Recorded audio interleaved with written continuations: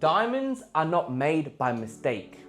Diamonds don't happen by chance. There is a process that every diamond must go through, and if this video has found you, there is a chance that you might be in that process right now. Diamonds are found in the rough, in the mud, and often people will walk past diamonds without ever knowing that there is one there. And the truth is, not all diamonds survive the process. To simplify things, there is 3 steps every diamond must go through. The first one is extreme pressure. Each diamond must go through extreme pressure. The second one is extreme heat. After extreme pressure, each diamond will go through extreme heat. And after all that, you think it's over, but it's not, because there's one more. There is one thing that makes a diamond, and that's the cut. The cut is what makes a diamond a diamond. Now, shout out to my boy Thanos. This guy is one of my idols. He spent his entire life looking for stones and diamonds. Relentless, obsessed, focused. But here's the difference between me and Thanos. Thanos spent his entire life searching for diamonds, whereas I make them. You get me? You get me, mate? You hear me? I hear you. Thanos spent his entire life searching for stones, but nah, here at Evolve, we make diamonds. So here's what I need you to do. Cancel your plans, call your girl, call your mans, call the boys, whoever you need to call. Say, hey, I'm busy, I'm in the middle of something big at the moment, and I'll holler back when I'm ready. End the phone. Give them some time, they might not understand it, but later we'll give them something to marvel at. All right, let's get started. How was the intro, Matt? It was fire, bro. Man was like into it, started screaming at the camera, bro. And when I was like, yo, who are these 2 random guys talking about diamonds and stuff? Yo, we're here for the running content. Teach me how to run, and we'll get to it, but hold on. Like, a little bit of foreplay first, you get me? Yo, pause. Big pause, big pause. Anyway, this drawing over here might be one of my best. This is probably our 12th YouTube episode, and every episode we've drawn, and this might be in the top 2, top 3 at least. Look at that diamond. You know how long this took me to like draw? How long? That entire time that you're working out arms, I'm drawing a diamond. Bro, that was 3 hours. Bro, that was 3 hours. So earlier this week, our boy Kevvy came to our clinic and signed up for a 20-week program in preparation for his ultramarathon coming up in about 17 weeks. If you have ever thought about running a marathon, half marathon, a cheeky 10er, a ultra trail marathon, a movie marathon, a Drake marathon, whatever it is, you can apply these exact same principles, most of them, to all the above. Sound good? Is 21 involved? Yes. Bad done. Of course. They have Sign me up. How many collab albums did they have? They got like two collab albums, or 1 collab album. Either it was goated. There was that one with Metro. Metro. That was hard. I don't know which one that was. Yeah, it's a collab thing. Yeah. Anyway, most people think that ultra prep equals running more. Am I right? To prepare for an ultra, you have to run more. Does that sound about right? Kind of sounds right to me. False. False. You knew that was wrong, wasn't it? I knew you were. You knew that was wrong. You knew that was wrong. You knew that I was scheming. Ultra prep doesn't always involve running more. Now, most runners think that preparation equals more mileage, where you start off with running 5 kilometers, then a couple of weeks down the track, you run 10 kilometers, then 15, then you make your way up to whatever the distance is, a couple of weeks before the actual run, and then you deload.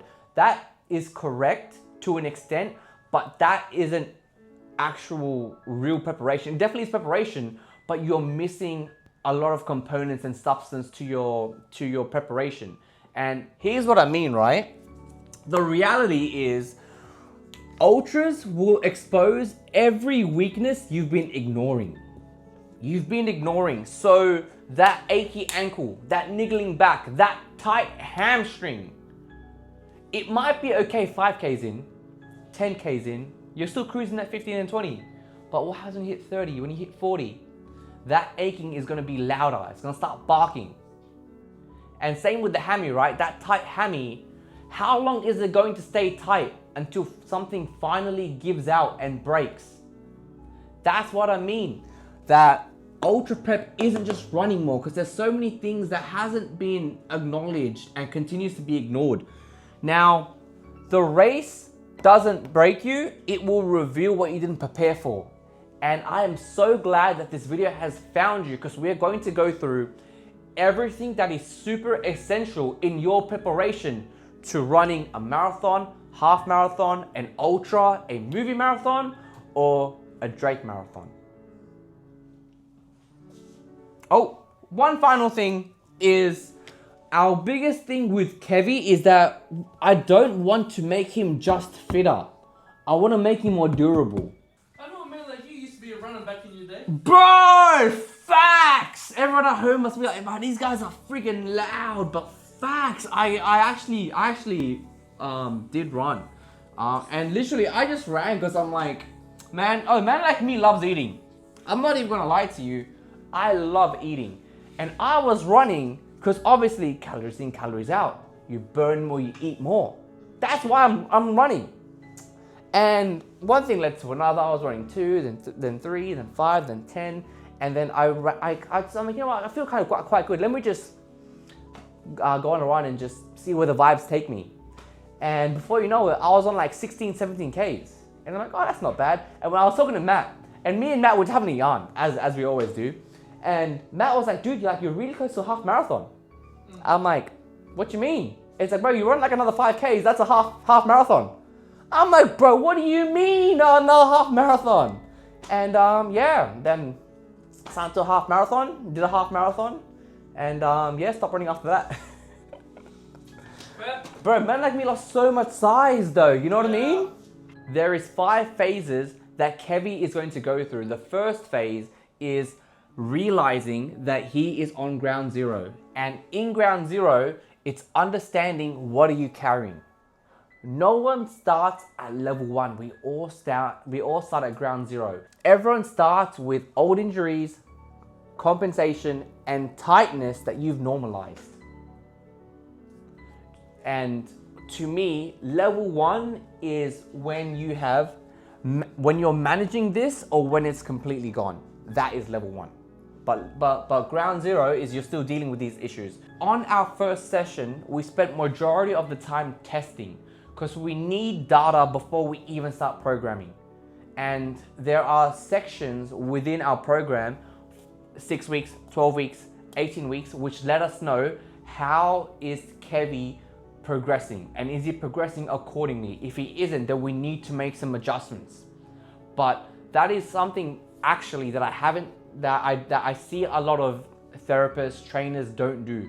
You need data in the beginning and you need data throughout to let you know if your clients are actually improving. You can't just go off vibes. I mean, you can, but you can't go off completely vibes. You need to have some sort of data. On the very first session, we went through 4 main things. The first one is strength testing. How strong is Kevvy in different positions and what is the asymmetries that he's carrying. Then we got Kevvy onto the force plates. We looked at his squats, we looked at his lunges, we looked at hopping, jumping, landing, and we're comparing between the 2 sides, as well as on the graphical data, I'm looking for things that is abnormal or that stick out like a thumb, if that makes sense. And then we need to break down why are things sticking out. Do you get me? All right, you get me, all right. Glad to hear that you guys are still on board. Kevvy has a tear on the inside of his ankle. And because he has a tear on the inside of his ankle, something else is gonna work harder. It'll be his calf and his hamstring. And between those 2, guess which one gave out? The calf did. And since he's got a tear there, and now he's been carrying hamstring tightness for the longest time. So we need to resolve all of these 3 before we even think about running an increasing cadence as well as our mileage. The thing about past injuries, just like some really toxic exes, they don't disappear. They will linger, they will stalk you. I say it's modern day, like that is the modern day Casper. Is that from personal experience? No, I don't know. I don't know where I'm going with it, but you've got two options. The first one is we need to respect it and we need to resolve it, or you're gonna get exposed under high amounts of fatigue. It's your decision, but this is our first phase. Once all of that is under control, we are then going to be moving on to muscle sequencing, because sequencing to me is far more important, especially within this sport, or in multiple sports actually, in so many sports, as compared to strength. And here's what I mean, right? Strong muscles will mean nothing if they don't fire in the correct and the right order. I'm gonna say that one more time and I need you guys to write this down. Strong muscles mean nothing if they don't fire in the correct order. With this, there is three things that we're going to focus on. The first one is sequencing. What is the order that the muscles should be contracting? For example, when we're doing prone hip extension, it's a simple test to check out motor control. The sequence should be glute, then hamstring. Sometimes we'll see hamstring, then glute. Sometimes we'll see lower back, then glute. But we want to make sure that, like, for example, within that test, the glute is firing first. Now, so many people think that strong muscles naturally just mean that they are well timed. That is not correct. We need to work on the timing of the muscles. And the crazy thing is, we often forget that running is a skill. Running is a skill. Running isn't just a sport or fitness or a hobby. Running itself is an actual skill, and we need to be able to have proper mechanics to optimize running. Now with Kevvy, because he's doing an ultramarathon, fatigue will influence mechanics. So the more tired you are, the body is naturally going to fall into the most easiest way to conserve energy. But if you practice and practice and practice and practice correct sequencing, that can become your default. So when you become tired, your brain is already running the correct sequence, if that makes sense. That's why sequencing is so important. And with trail running, it's going to magnify errors. Moving on to our next phase, this will take a big chunk of time. We are now moving into biomechanics. So there is three big things we're gonna work on here. The first one is deceleration. Deceleration is far more important than acceleration, and the reason why is majority of injuries happen in deceleration. So that is why it is far more important than acceleration. So we're gonna start off with deceleration. We are then gonna move on to landing mechanics. How are you landing? And if you're landing inadequately, force transfer between joints is not going to be good. And naturally, this is where a lot of people get wear and tear in their knees. I'm gonna show you some raw footage, pause, of when Kevvy came to see us at the gym, and my God, Kevvy, you're my boy, but man, you have got one of the most horror jumps I've ever seen. You'll see. One of the most horror jumps. So I want to say it is absolutely incredible to see how hard you have worked on yourself and to see all the things you've accomplished.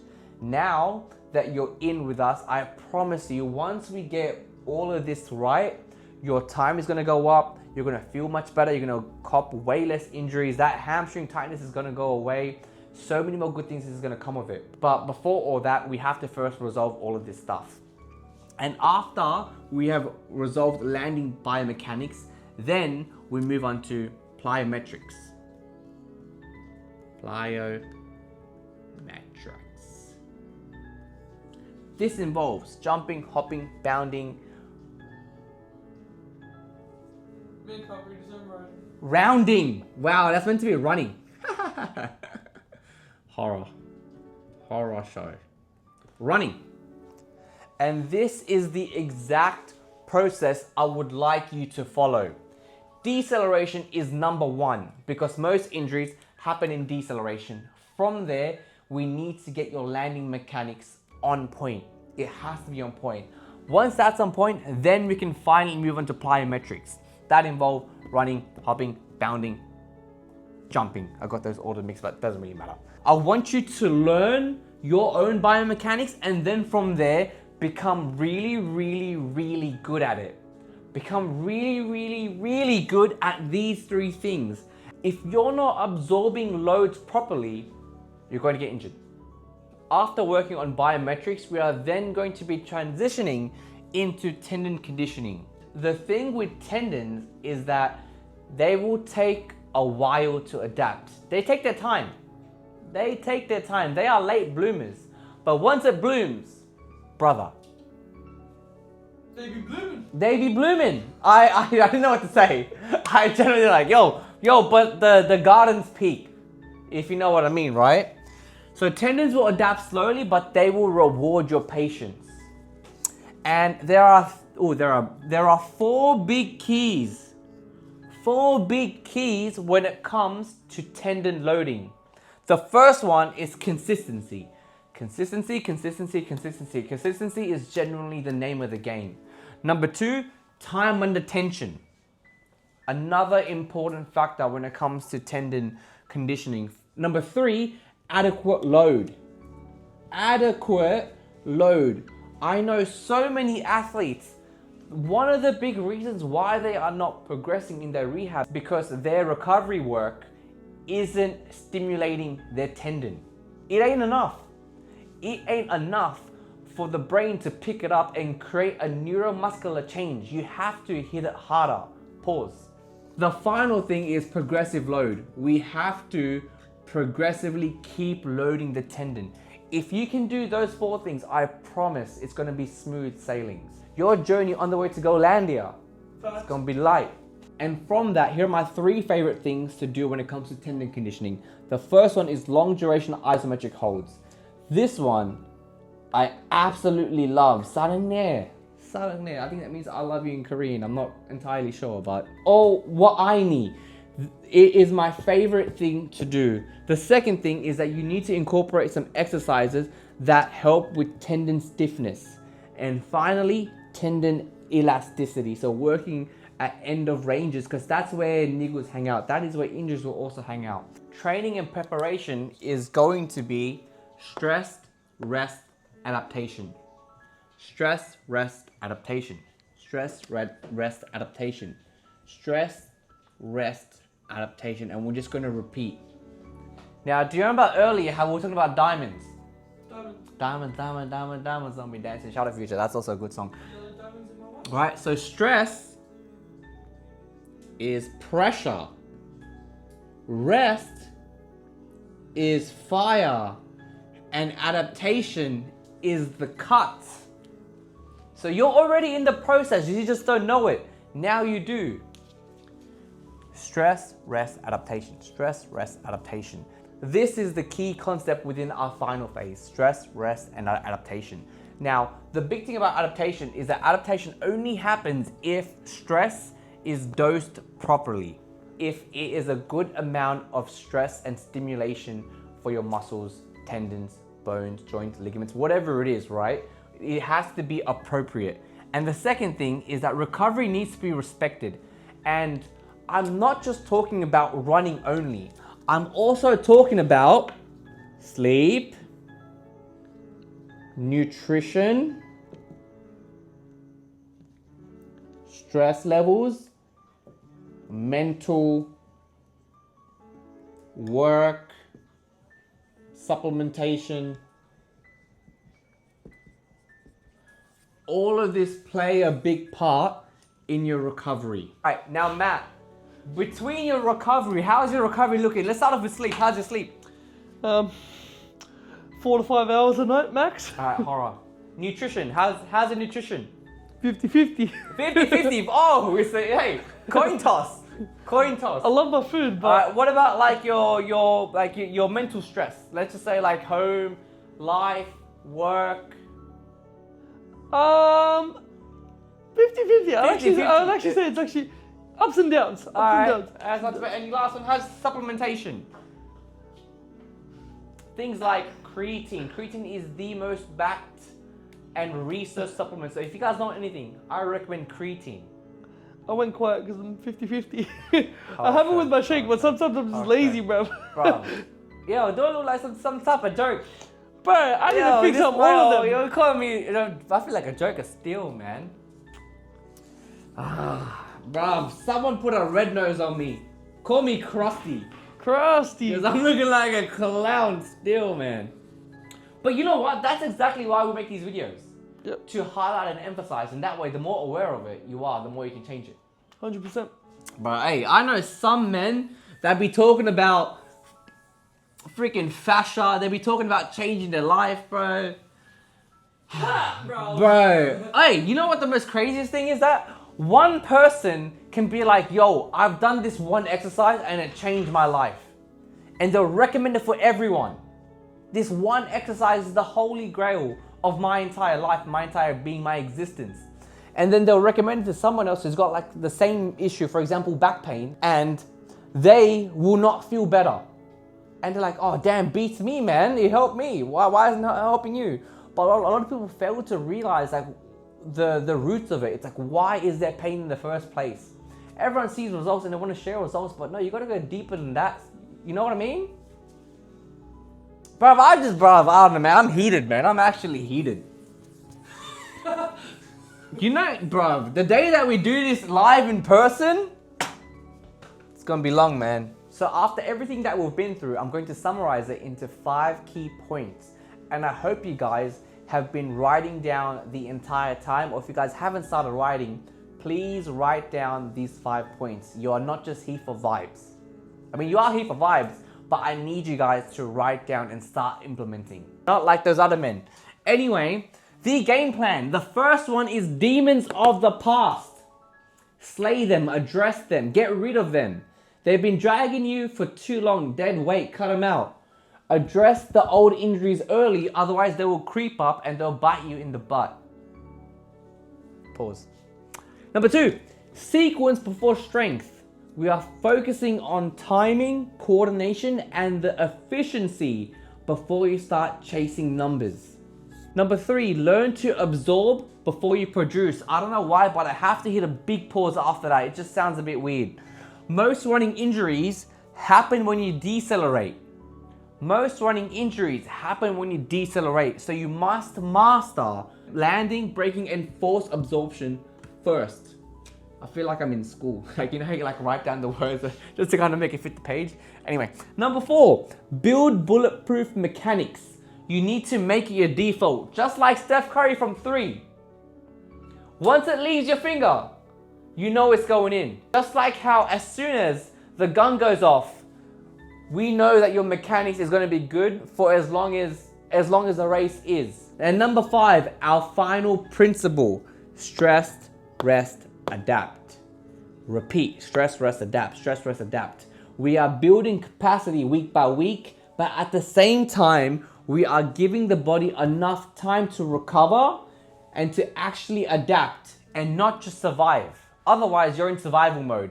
And when you're in survival mode, bruv, stuff hit the fan, kitchen sink goes flying.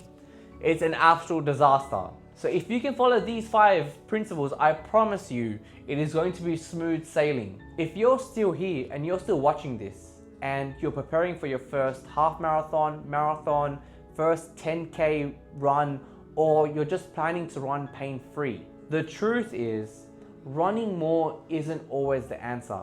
Having the correct preparation is. Your body doesn't fail on race day. It will reveal what you didn't prepare for. And if you respect the process early, you don't have to pay for it later. Anyway, peace out, guys. This is our first episode in January. We'll catch you in Feb. Peace. Laters. Laters. Number 4. Yes, sir. Make it your default. And you mentioned Curry. Curry has now shot more career 3-pointers than he has free throws. And this is coming from a 95% free throw shooter. Default baby. Mode. Default mode. Dang. My fat ass got up to 90 kilos. I was like, hold up. Yo, man was on the boat still. You know what's crazy? I remember when I first, okay, hold up, pause. Back in school, I used to run every single day. Yeah, But yeah, it was yeah. nothing on me. I was like 50 something kilos. Yeah. I was like a stick. I weighed nothing. And anyway, I used to be able to run, but I could run for like days straight if I wanted to, you know what I'm saying? I was so fit back then. And then, you know, I was like, it's time to put on some weight. It took me a little while, got up to 90 kilos. But when I started running again, man, 100 meters in, I was like, my back, my legs, my neck, everything was killing My me. neck. My back. We're not You gonna know what I was finish the trying to get rest at. here. We're You not- know what I was yeah, trying to yeah, get at. Facts. But yeah, everything was... Bro, I literally went 100 meters up the street and I'd be so wrecked. I was like, holy... Is this when you were like 90 kilos? This is when I was 90 kilos, yeah. Man like me was 4 months pregnant. Hey, yo. Hey, shout out to all the people who are pregnant this year. That's all I'm gonna say. There's nothing else to it, but just hey, shout out you lot. I was just gonna say it. Shout out to everyone that's pregnant in 2026. Hey, you know what's funny? I feel like people watching this, they're like, bruv, like I want to learn about running. Like the topics like that we talk about in these videos is it can get quite mad sometimes and become really good. That's a lot of reallys. But 4 reallys, but there's 3 reallys on the board. I'm gonna say that one more time. Now, the big thing with the biomechanics is that I want you to learn and then become really. I keep doing 4. It's my default. I'm gonna run that back one more time. The big thing with the biomechanics is that I want you to learn it as best as you can, and then from there become really good. Man, That's I it. said 2, bro.